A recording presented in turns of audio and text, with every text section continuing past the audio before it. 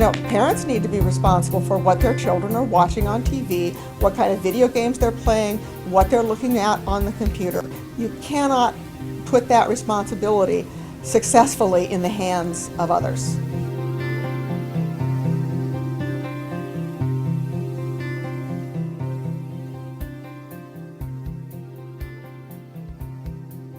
Video games, an industry that produced $7.4 billion in sales alone in 2006.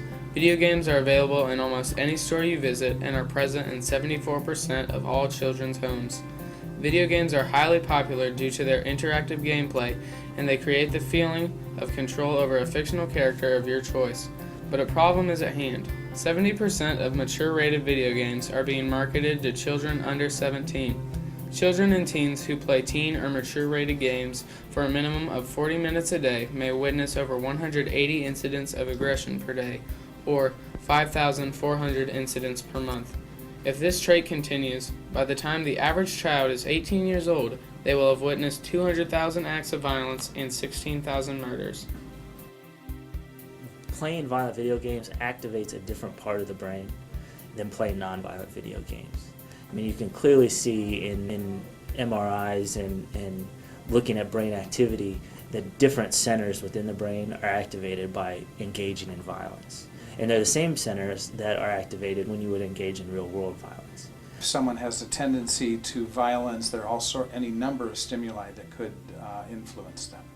On the other hand, if they keep video games in proportion, I don't see a problem. My major concern is that it's more one of saturation.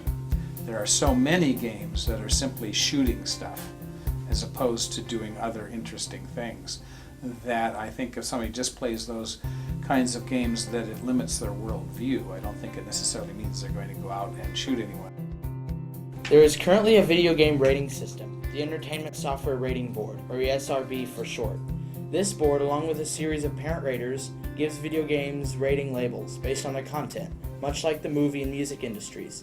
However, there has been much debate regarding the ratings some games are receiving. This year, for example, our parent raters disagreed with the ratings of over 25% of the teen games. That they thought that some of the teen games that they were viewing probably should have been rated M. I think if you're going to go to the trouble to have a rating system, it should be enforced.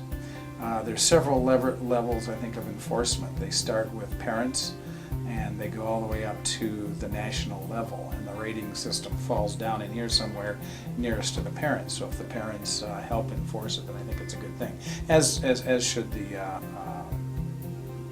stores as well. If you raise your kids and take some time in that, pay attention to that, the problem will not nearly be what people have made it into today. If a rating system is really going to work, well, number one, I think parents ought to police, obviously, what their kids have and use. But I think for retailers that sell video games, that there should be some pretty strict penalties in place for those retailers that don't exercise due diligence in checking IDs and making sure that the people who are trying to buy the products are actually able to do that. One of the problems is the majority of parents don't really understand what the rating system means, and don't understand how to use it and don't use it. A lot of retail outlets don't use video game systems. They don't have to, don't use rating systems. They don't have to. Gratuitous amounts of violence and aggression are made available to the public through certain games, and questions have been asked, but one prevails. Should the government ban or restrict these games? I don't think, I think the quickest way you get someone to watch violent video games is to ban it. Then everyone, we're going to all watch it. If it's a ban, I'll watch it too, okay, even though I'm not interested. So we're libertarians are very much for limited government and small government. And we think a lot of times when the government takes over responsibilities, it does so with good intentions, but the actuality is it hurts society because it lessens the society role of voluntary individuals. I think it's certainly appropriate based on the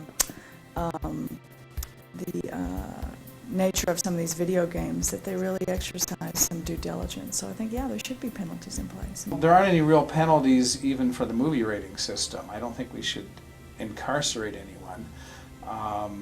But if there are people who are allowing people who are underage to buy games that have been rated, say, teen or mature, then that's a problem. And it's up to us, as we develop greater sensitivity to good video games materials, it's up to us to decide what's good. It's not up to any outside censor. And I feel fairly strong on this, and so does ACLU. It's your freedom and your right to grow yourself, and no one has a right to take that away from you.